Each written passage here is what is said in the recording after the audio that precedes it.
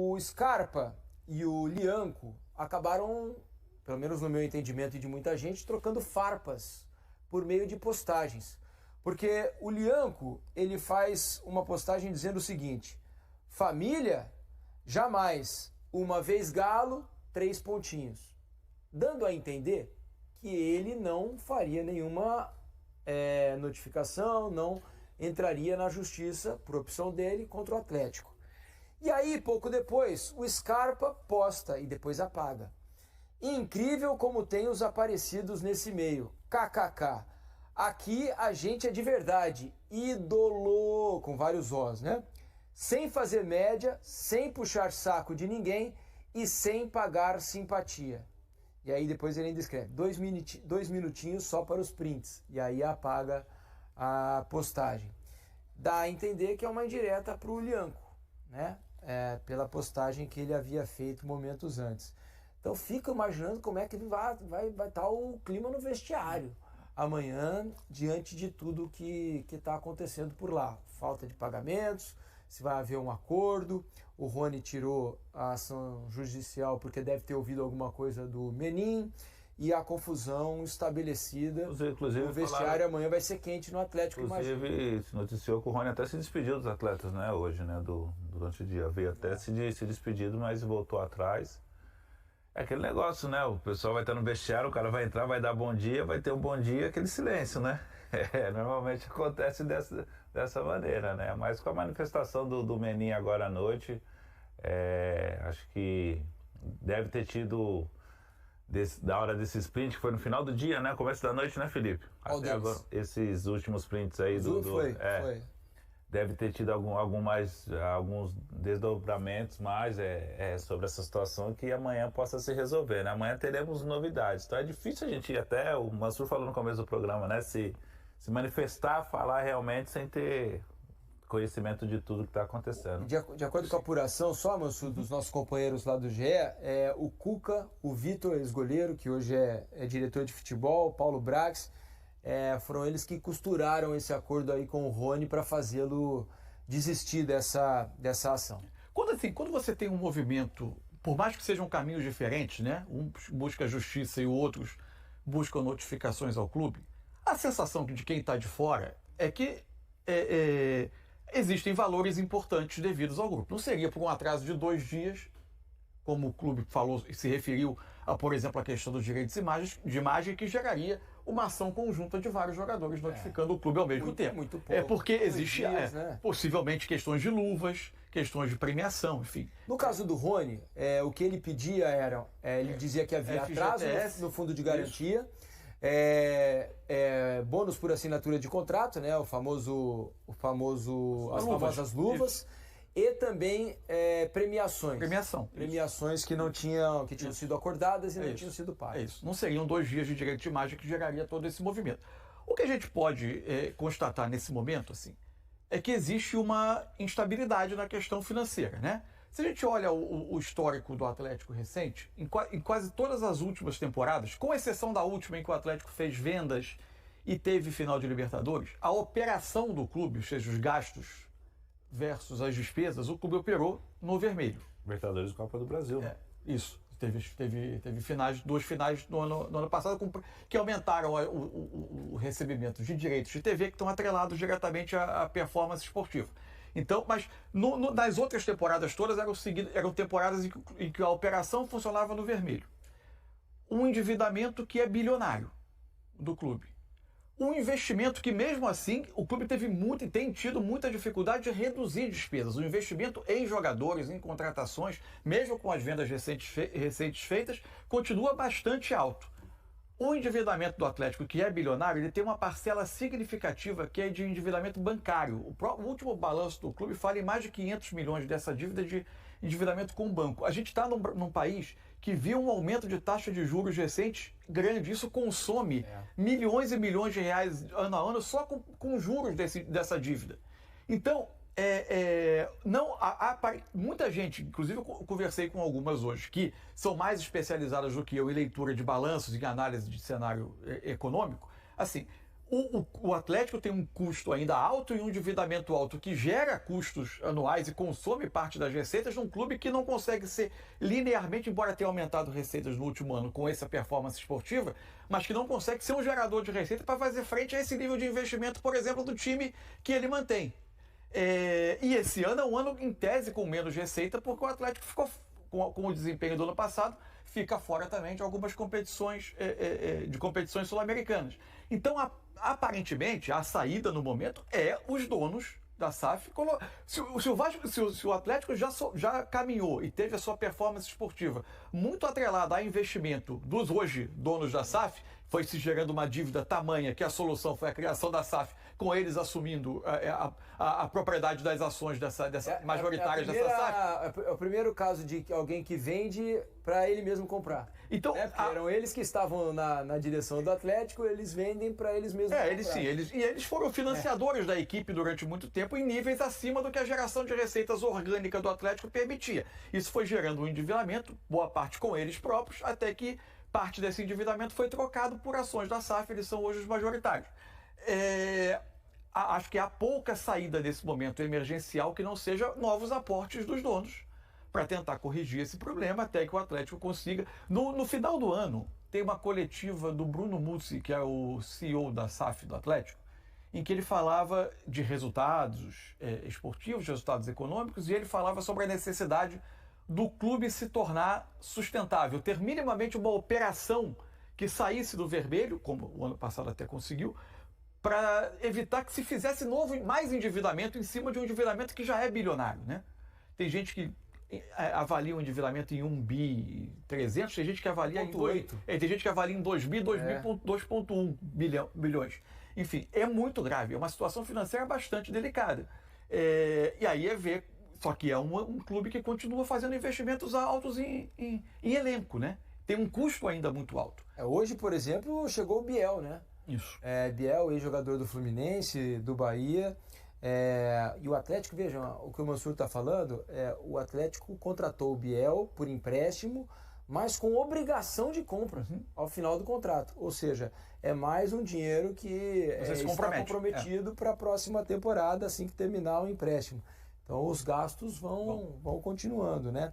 E no meio de tudo isso, tem um jogo amanhã, senhoras e senhores.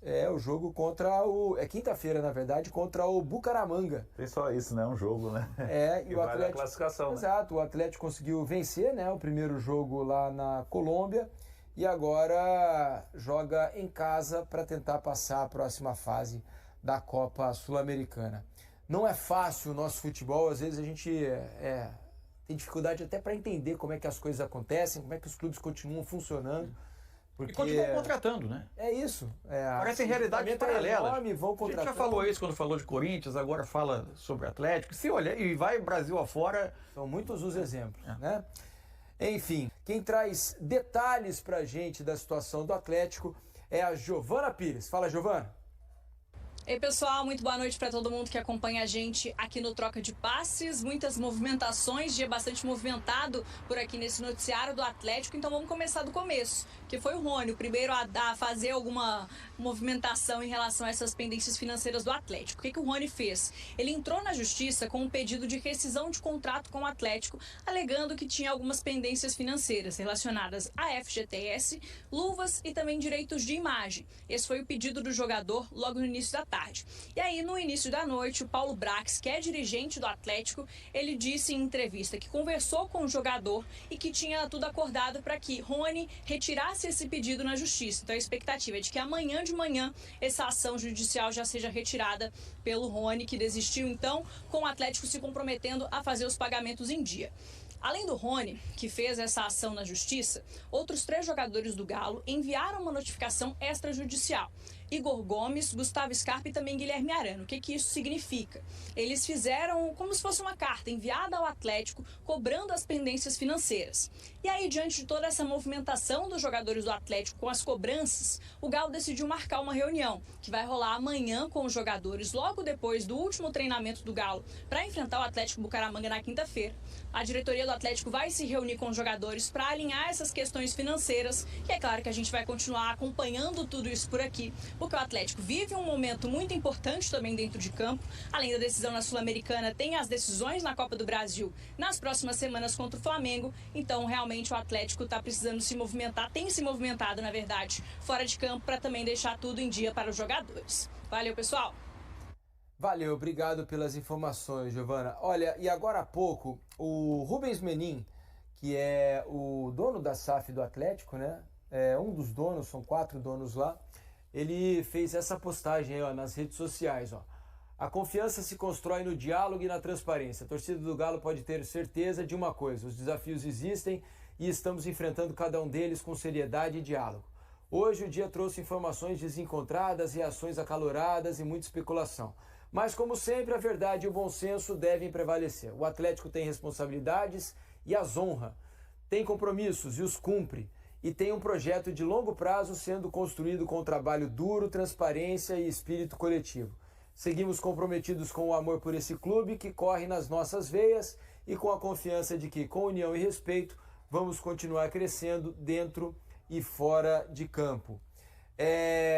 Fora esse imbróglio todo, rolou também posts conflitantes nas redes sociais. Porque, por exemplo, o Guilherme Arana quis se explicar, né? E ele faz um texto tal, explicando que a notificação extrajudicial, dizendo o seguinte, abre aspas, é um instrumento de comunicação formal. A função é registrar oficialmente uma situação e buscar uma resposta da outra parte, incentivando o diálogo e a resolução de conflitos de forma administrativa. Não significa que eles acionaram o clube. Não, é uma comunicação pedindo explicações, o porquê que está acontecendo. Você registra que fez pediu ao clube um prazo de pagamento, você deixou claro ao clube, eu estou atento, você tem pendências comigo, preciso saber como isso vai ser quitado, como vai ser, precisava de uma conversa. Normalmente se chega nesse ponto quando teve algumas conversas e não teve uma solução. Deve ter havido uma promessa, vai ser tal dia, não se cumpriu, e aí vem Você documenta que fez esse pedido. Documenta o pedido. Tanto é que chama extrajudicial, né? Mas, assim, é conflitante, é difícil. Quer dizer, é uma vergonha, né? Nossa, eu fiquei envergonhadíssimo. Isso tudo aí que está acontecendo no Atlético. Muito. E aí, tem os puxa-sacos aí, do Rubens Menin, do Rafael Menin, ou de quem quer que seja, do Ricardo Guimarães. Vocês podem recortar e mandar para eles de novo. Eu já falei isso aqui um dia. Então deixa eu falar de novo. Ô, gente, vocês, pelo amor de Deus, assumiram o Atlético com uma promessa de que o time seria isso, seria aquilo, e na verdade o que a gente vê é o nome do Atlético todo dia na lama. Na lama tá o nome do Atlético? Vocês compraram o clube e vão deixar isso mesmo? Vocês não têm coragem de tirar o dinheiro do bolso e depois recuperar e vão deixando esse tipo de notícia acontecer mesmo? É sério? O que vocês estão querendo da vida? Vocês querem o quê? Afastar de vez o torcedor?